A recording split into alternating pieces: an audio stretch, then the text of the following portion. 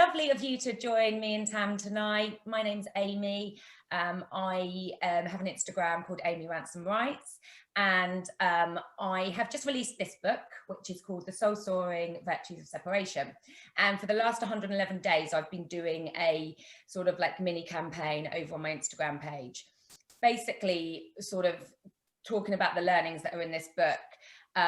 Because I separated 4.5 years ago now. In fact, actually, my divorce came through in the slowest manner ever, and it came through 2 weeks ago. Not weirdly, on the day that I got the first copy of this book.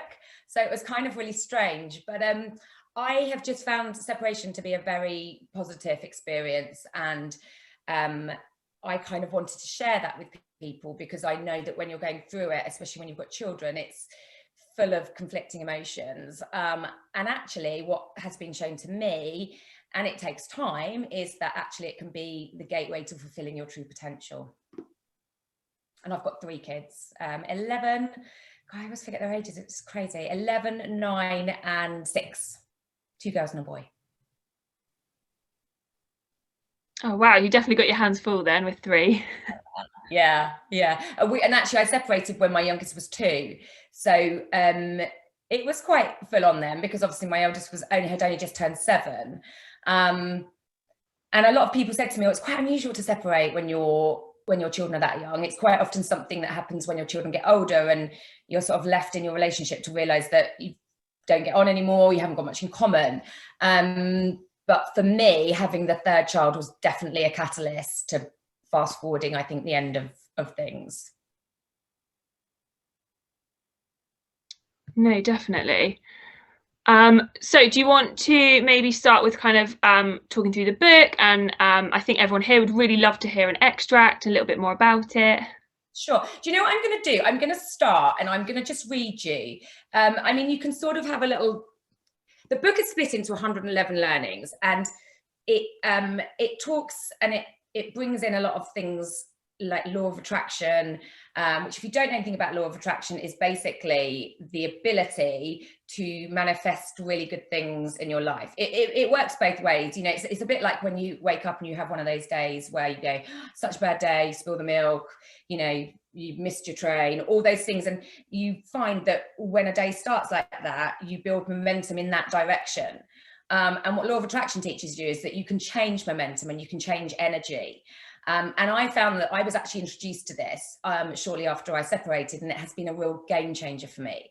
So what I've tried to do in the book, because at the time I was listening to lots of different podcasts and reading lots of things by kind of, you know, spiritual type people, and what came to me with the book was that I wanted to make those things really accessible, because actually when you're a single parent, you don't have loads of time to be sifting through tons and tons of stuff.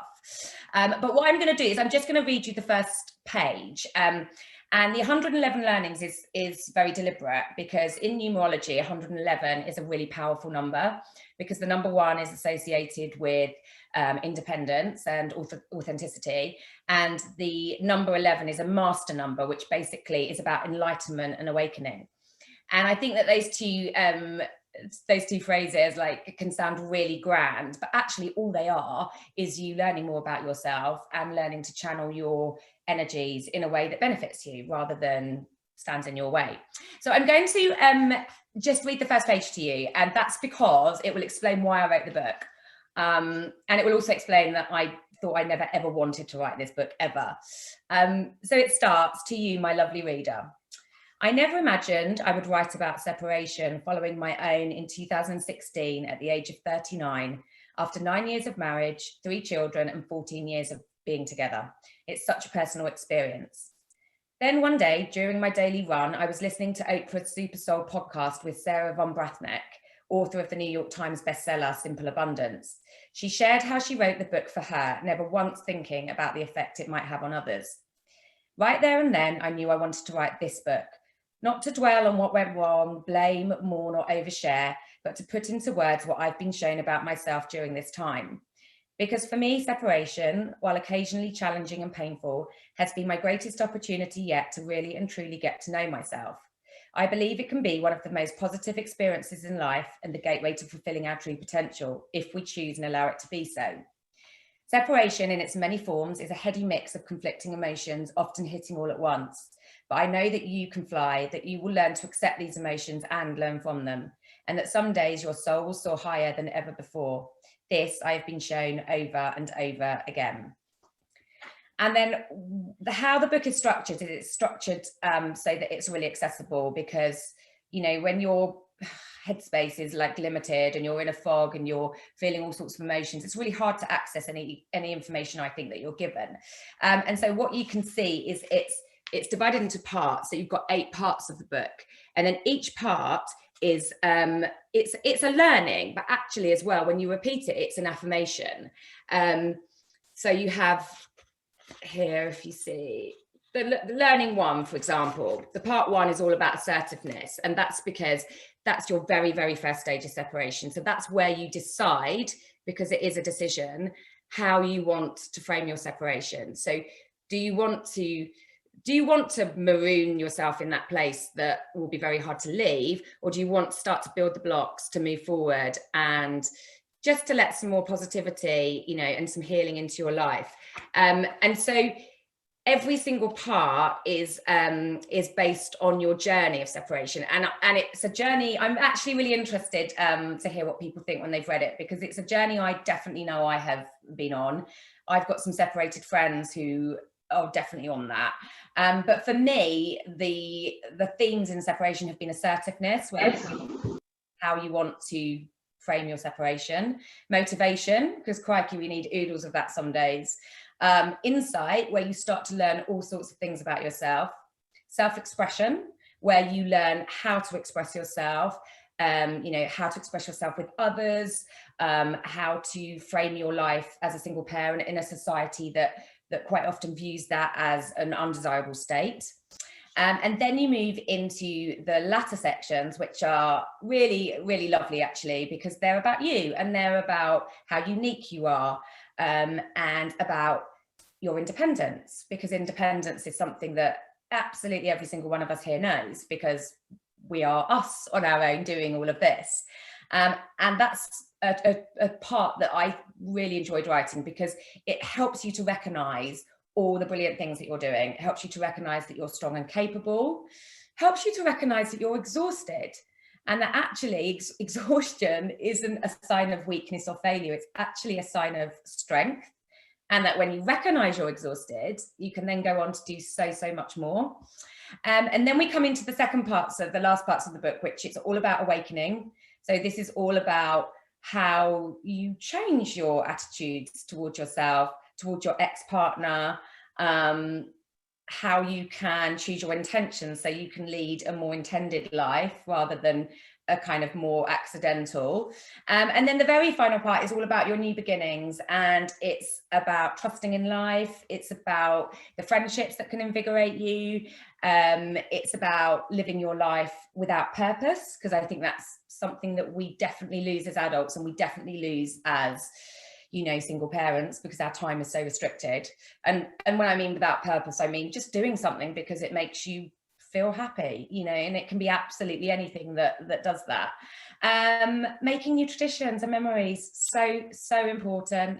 So important to kind of look forward and change the way you do things, because I found that actually traditions and memories that I would sort of not necessarily agonize over, but I would think, oh, what a shame that it's not like that anymore. And actually a lot of those traditions didn't even serve me anymore. They had just been things that we did that had no meaning anymore. And then finally, the last bits are all about acceptance, and accepting how your life looks right now without bargaining, without trying to change it right this second.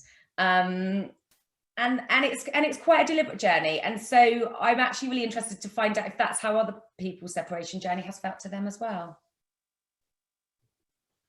Wow, I think that sounds really interesting. I think that's really nice, kind of the journey of it, because it's such a journey, isn't it? From kind of the first initial breakdown of a relationship or any kind of, you know, marriage, anything like that, to then getting to a point where you can accept yourself and you are in a good place. And I think that's a really good way of doing it.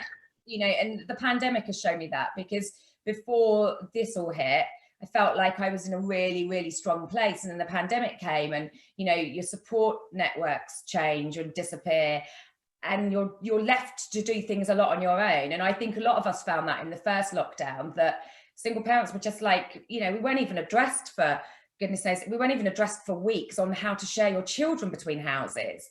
And I think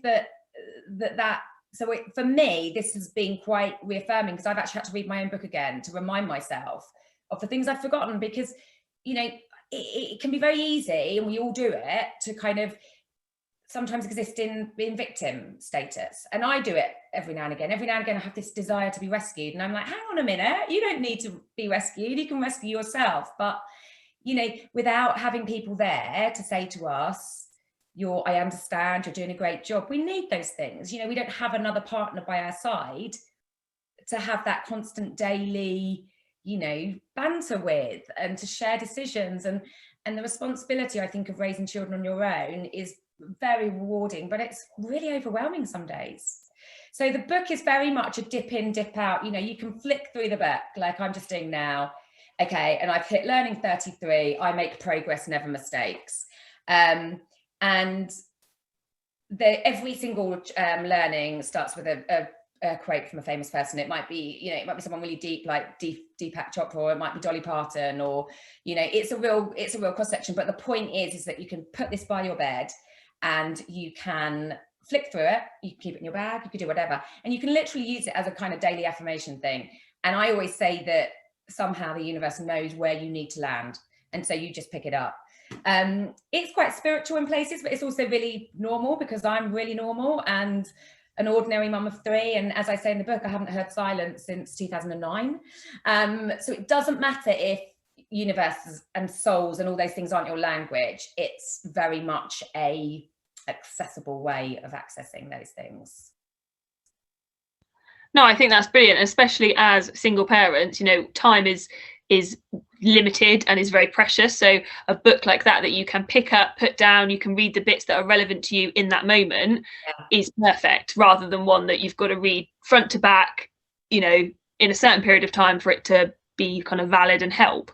Yeah. I know one of the questions that was asked on the meetup was kind of, what would your advice be to someone who is kind of in the really early stages, so perhaps has just gone through a breakup, and kind of is at that point where they are struggling to see a way out? What would be your kind of top tips for that person? You have to not fast forward your imagination and your mind, because your thoughts will run wild with you, and you'll feel that you're going to stay in this frame of mind forever, and you're just not. And actually, me and my sister were talking earlier, and she reminded me of, you know, our separation was quite mutual. I say it was mutual. I pushed the issue and forced the issue. But actually, some of those early days were my sister reminded me, they were quite dark. I didn't know where I was going to fit in, and, you know, suddenly you're treading new terrain that you just don't know, and you just can't rush that. You know, you can make the choice to go, you know, I can sit here now and say every single person here is going to be absolutely fine, and I truly believe that. I think you can be better than fine, but I don't think you can rush the emotions and the feelings. I think you have to allow yourself to have them, but also know the difference between being your own enemy and dwelling on them. And, you know, there's a really thing here I talk about in the motivation section, and it's basically, I can focus on the next 10 minutes. And when you're stuck in those moments where it feels really bleak, you can literally do something in 10 minutes that will change. And it's all about changing your energy and building the momentum. So for me, really simple things and really boring things, but putting the washing away just always lifts me. And it's because I put it off and it sits there, and then all of a sudden I've done it. And it's just about energy. You know, Deepak Chopra talks a lot about this in one of his books, and it's about how energies get stuck. So any physical activity you do, and I don't mean you've got to go for a run, but anything you do to move your body, to move yourself, and also mundane activities tend to shut your brain down a little bit, which is really helpful. I mean, I once had a really awful day, and I put together a flat pack wardrobe. Had never done one before. I didn't have a hammer. I used a rolling pin. And do you know what? I spent 7 hours, and by the end of it, I was like, oh, don't feel great, but I feel better. And I'd also done something with the energy. No, that's brilliant.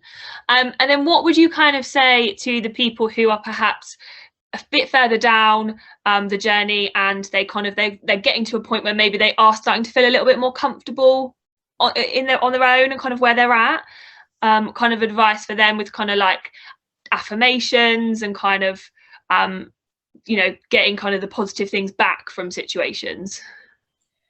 I think once you tap into the feeling, so when you have those, like I talk about, sometimes I can feel, in fact, I've felt this very consistently since separating. I feel possibility and opportunity. I don't necessarily do anything with it. But it's almost like suddenly, okay, we've got children, so we do have like responsibilities and we can't just go off traveling or do whatever we want to do, but suddenly things are open again. And so what I would say is allow yourself to feel that possibility without having to fill it, without having to go and do something. It's a bit like if you are contemplating a new relationship or any of those things, you don't always have to be in action. One of the greatest things I've learned is to be still a lot more and do less. And I'm actually really good at it now. And I can be really lazy, I can be really motivated. But having that time to just be still, I think is really crucial. I used to do it very naturally when the kids used to go off to their dads. I used to find that I'd just sit on the floor I'd literally sit on the floor. I wouldn't even sit on the sofa. I'd just sit on the floor for 2 hours, just didn't move. And I didn't really understand that in the early days. I was like, why am I sitting here doing this? And it was like a sort of paralysis, but it's something that I've just come to learn that I need, because if you are co-parenting and sharing children, you're either in a state of, and I know this is one of the things that people who follow me talk to me about quite a bit, you're either in a state of extreme, like 24/7 busyness, or you're on your own and it's quiet and there's no in between. It's one or the other. And I think it's really important to actually use that time, if you do get some time on your own, to recoup and however you want to spend that time. But know that anything is yours if you want it. And I really do believe that. And what are the kind of things that then you do when you've got some me time and kind of just to kind of breathe and focus on you? I always run. My situation's been a bit different for the last 18 months because of various reasons to do with our divorce, my ex-husband hasn't actually had a place to have the kids. So we've been living really unconventionally. He's actually been coming here to have them once a week. And we all spent Christmas together, 4 years on in a pandemic. We decided to lock down together for 5 days so that neither of us on our own, and we both got to see the kids. So my me time is kind of like a bit compromised at the moment, but it will all change soon. But for me, it's always running. Actually, it's a lot of it is catching up on work stuff if I'm writing a book or anything, because otherwise I'm fitting it in at all weird times. So yeah, that's my thing. I don't know if anyone who is on the call has got any questions for Amy. You can either unmute yourself and ask them, or you can type them in the chat box, and I can read them out because I can see all the comments that go in here. But obviously, if anyone has got any questions or around separation or Amy's book or anything like that, then do go ahead and ask them. I really liked what you said, Amy, about kind of like, I don't make mistakes. I learn from them, and I thought that was really, really good. Yeah, because we do hang on to failure. There's a lot of shame, isn't there, around separation? There's a lot of feelings of, I've done this wrong, or, and it is what I say, when people still use phrases like broken home, and you're like, really? We're in like 2021, and I just don't feel that that's how my house is. Maybe some days we're all a bit broken, aren't we? But my kids are really happy, and we've navigated it as best we can. And it's about showing them that actually families exist in absolutely all different ways. And I always find it very surprising that children aren't as progressive as we would maybe expect them to be. And that's probably because of maybe lots of the influences around them. But it's definitely a dialogue that needs to change, because it's awful. There's lots of people that are stuck in relationships because they believe that the alternative is worse, and it's just not true. I mean, there might be people sitting on here thinking, oh my God, is she absolutely nuts? Like, this is just awful for me right now. And it is different. I acknowledge that it's different if you've been left heartbroken, if someone's left you and you didn't want the relationship to end. But actually, I've got two friends actually, whose husbands left. One was pregnant with her third, and the other had 4 really small children, and both the husbands left. And oh my gosh, I've seen these women like rise, and they're just, and I write about them in the book because they're so incredible. And I've been very, very privileged to sort of be by their side on both their journeys, and just to see what the human spirit is capable of. And actually, they're both like, wow, actually, what has come out of that situation, I would never have had the things that I'm now discovering. And it has to be, I think, if you want to lead a happy, contented life post separation, I think that's the approach it has to be. Yeah, and I think definitely, I mean, one thing everyone on this call has in common is that we're all so resilient and kind of have, what we've achieved as single parents and going through any kind of separation. You surprise yourself, don't you, with how much you can do and you're capable of, and you become so determined to really go for things, because you have to when you're a single parent. You can't at all times rely on another person to help. No, you can't. And actually, I don't know what people's experience of lockdown was, but I did see lots of people struggling who were in couples, and they struggled a lot without, okay, I think for us it was maybe quite lonely being adults in houses on your own with kids. But in terms of like capability and resilience, I think we were already doing so much, like you say, that we probably didn't notice it in quite the same way. There was maybe a bit more grit to just get on with it. Because, and also your life, so I found my life was very different. I found that once we split up, my social life was different at weekends, for example, because we went from like going to other families for dinners, like on a Sunday or whatever, or meeting up, and suddenly your friends don't know which, not which side, but that goes away, and we didn't get as many invites. And so actually I was quite used to spending quite a lot of time on my own with the kids anyway. And it's really just led me to be, I mean, I joke in the book that my ex-husband would really quite like the person I've turned out to be, because I've just become really adventurous. Like, there's nothing now. I've done, summer before last, I took the kids backpacking around Turkey. And that was just the best fun. Like, Joseph, my third, was probably, I think he just turned 4. So they were still really little. And it was so freeing, and it was so liberating. And there was just me, one adult, no one to, try and have that sort of, well, I want to do this and I want to do that. We're like a little team. We did a camper van trip, and that's what it's done for me, and that's what I'm hearing from other people now. It just makes you, I don't know why it makes you more adventurous, but it does. Yeah, I definitely agree with you. I've had a couple of questions ping through. So one of them is, how do you deal with separation when it comes completely out of the blue? Have you got any kind of advice for someone like that when it's perhaps not so amicable, or kind of a build up, it's just quite a sudden change? You absolutely have to process that. I talk a lot about transition in the book, and one of the learnings is I allow myself time to transition. And when it's come out of the blue, you've almost got a pre-stage, because you can't wake up, if you didn't know it was coming, you can't wake up the next day and say, well, I'm just going to choose to make this a really positive experience, because you're like, hang on a minute. You have absolutely, like we do with everything,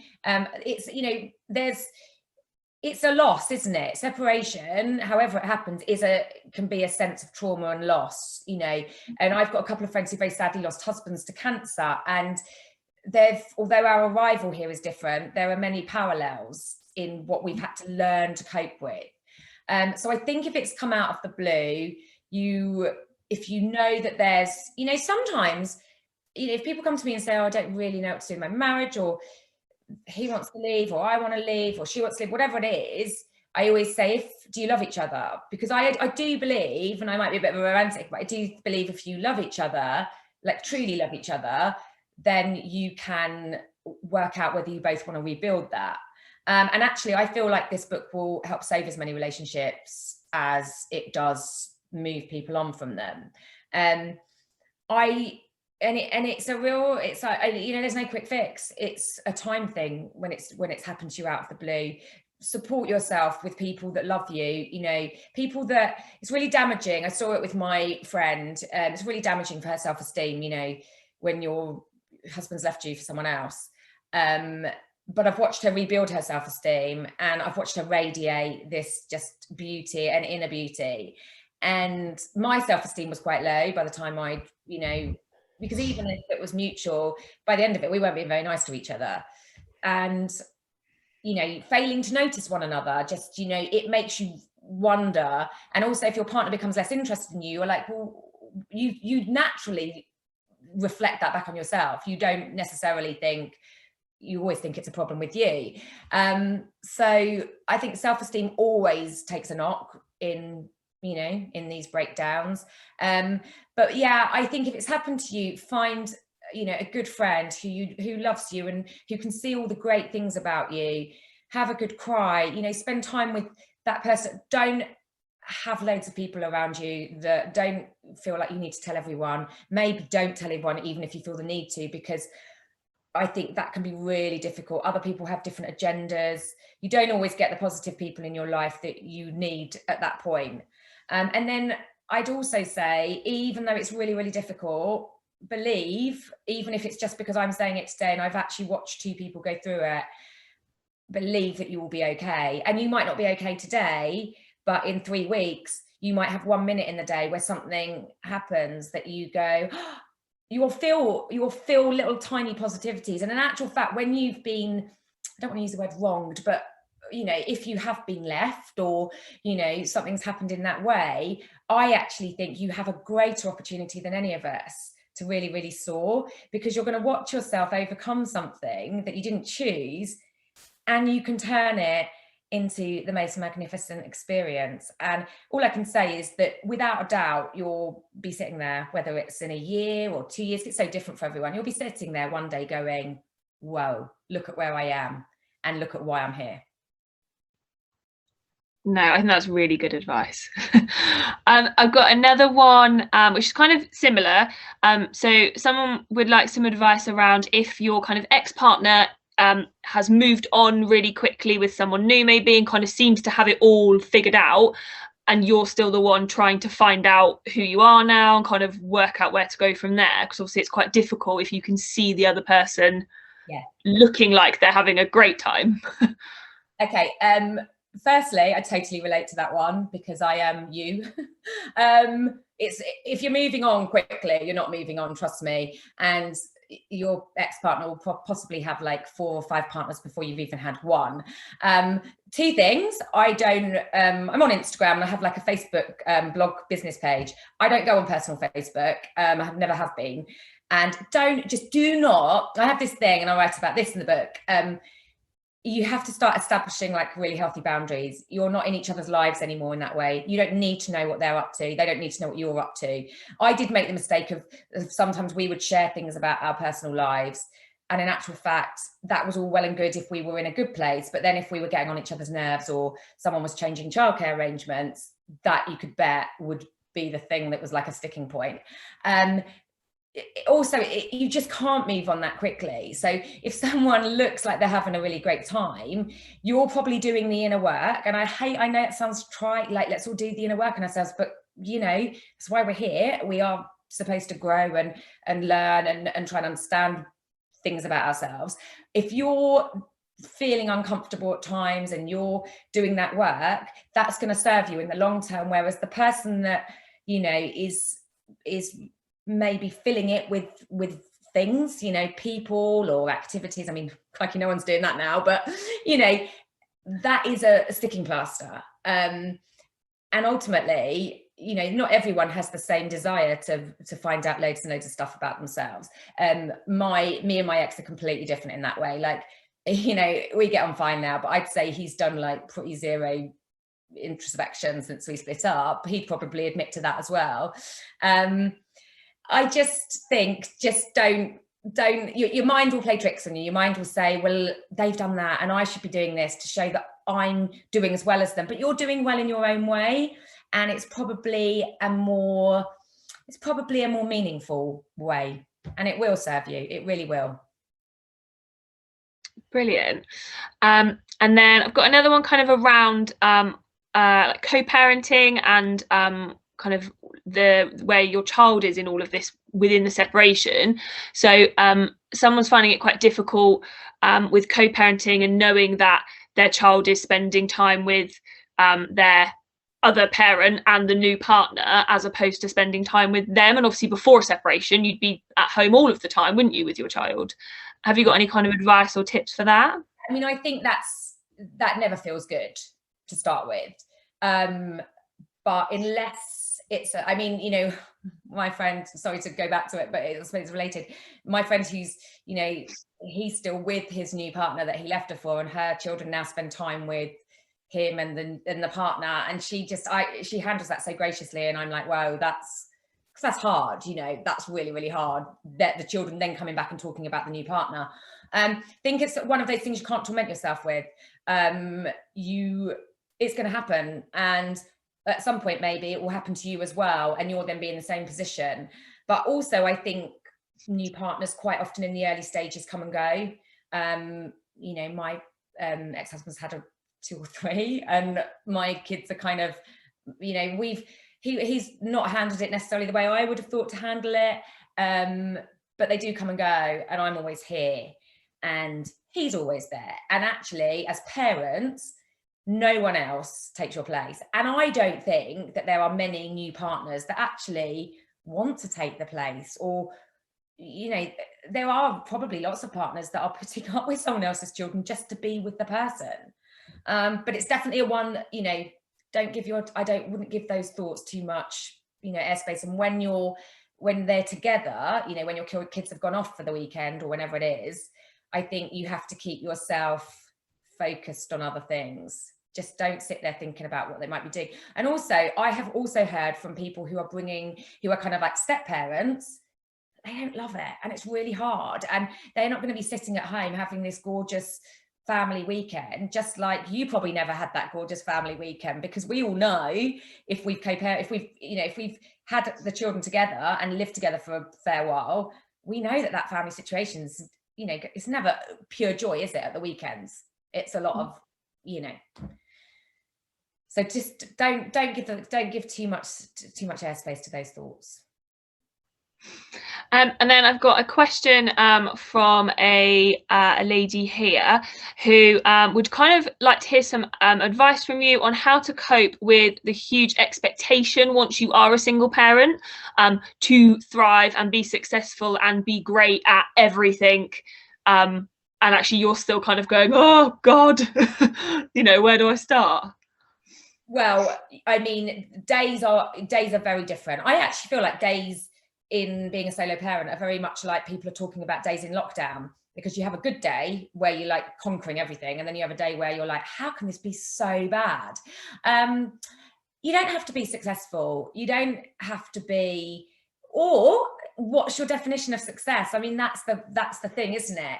A few years in, I've been like, published my first book in 2016. This is my 5th book, and actually, like, I had a little launch thing last night, and then when that was all over, I went and tucked all the kids in, and I was like, I just want to be here right now doing a really ordinary thing. So I think you don't have to thrive all the time. You can be exhausted. There's, you know, exhaustion's become really a competitive thing, like, and it's definitely a competitive thing in relationships. Like, I'm tired, no, I'm tired. And actually, we can't measure ourselves against someone else, because all our circumstances are different, and they're always variable. And I just, you know, the book for me is about thriving, but it's not about thriving in a physical achievement, accomplishment. It's about just allowing yourself to be happy, because I think a lot of us don't think we deserve happiness, especially if we've been in a relationship that's pretty much told us that for a long time. I wouldn't measure yourself against anyone. I mean, comparison is like, it's just a thief, isn't it? And I talk about comparison in here, and, you know, how we've always got to be more successful or fitter or richer, or, you know, and especially when you're not in a relationship anymore, it feels sometimes like all you see are successful relationships around you, you know, and the rose tinted glasses go on and you go, look how perfect they look, and it's just not real, is it? So I think you have to really spend some time thinking about what success means to you, because success is a really simple thing. Like, success can be, right now it's flipping getting your kids through a day of homeschooling without shouting, but it's doing little things that bring moments of joy. And I'm not talking about 24 hours of joy, moments of joy. I think that's the thing, isn't it? In lockdown especially, it is very much the little things, isn't it, at the moment? You've got to celebrate the little wins, you've got to make the most of the little moments, because some of it, if you didn't, it's so overwhelming that... Another thing I sometimes think is that friends who aren't separated don't always understand the demands. And like I said, like the whole exhaustion thing is a competitive thing. People will say, well, I'm tired too, or well, my husband's useless, or my wife doesn't do that much anyway, and you're like, no, you're missing the point, because it isn't the same. You've still got someone, there's still two adults in your house, and that can really throw you. And it has thrown me on occasion as a solo parent. It's made me go, oh, well, perhaps I should be doing better. And like, no, like, absolutely no. No, perfect. I've just asked again if anyone's got any questions, but I think that is the end of the ones I've been asked. Has anyone else got any questions that they wanted to ping in? Like I said, you don't have to say them, you can just message me them and I can ask them. I'll just wait. Any kind of like final tips from you, Amy, especially kind of like if you're feeling this way in lockdown, because, you know, at the moment we don't know when we're coming out of lockdown. And if you are going through a separation at the moment, everything is kind of magnified, isn't it, in a lockdown situation? Yeah, I mean, they're increasing, aren't they, separations because of lockdown, because people are spending so much time together. And I know that like a few people have messaged me and said they're going through counselling, or, you know, this is just like such a difficult situation. And those early stages, I mean, I actually think the pre-separation bit is sometimes the worst. When you know it's probably inevitable coming, that limbo there's actually some relief to be had once the decision's been made. I'd just say be really honest with yourself about what it is that you want, and not to be scared of the alternative. So not to stay in something because you think that has to be better. I mean, I did get told once by someone, like when I was saying I wasn't really very happy, they were like, everyone feels like this, it's really normal. And I was like, well, if that's normal, I don't want normal. And I was even asked, why do I deserve more? You know, everyone's in slightly unhappy relationships. But it was suffocating. It stops you breathing. It's, you know, what can lay ahead. And for me, I mean, you know, it's 4.5 years on for me, but actually it was my first year. I talk about the summer of 2017. It was like the best. I'll always remember that year. Like, loads of good things happened for me. And it was all off the back of my separation. You know, you've got to be prepared to take a bit of a leap of faith. A lot of the time, you know, we've got to be prepared to be our own allies. But I just hope that you can sort of, you know, find other people as well that, I mean, hard right now, but virtually you can do it. Find other people that are in similar boats, or follow people that make you feel good, not make you feel rubbish. And, you know, sharing. I once remember, excuse me, once when I was at the swimming pool, and I was having a conversation at the reception desk, and I was like talking to my ex-husband, and we were obviously being a bit curt on the phone, and I put the phone down, and the receptionist just looked at me and she went, I recognise that conversation. And just in those words, we had this moment. We didn't say anything else. It was just this moment of empathy and understanding. And until you're strong enough to stand on your own, and you will be, I would just say surround yourself with people. It doesn't have to be people, it can be one person, but people you trust, and people who are kind to you, and people that see you're brilliant and amazing, because you are. I love that advice. That's really good. I've had 2 questions just drop in that kind of are similar, so kind of go side by side a little bit.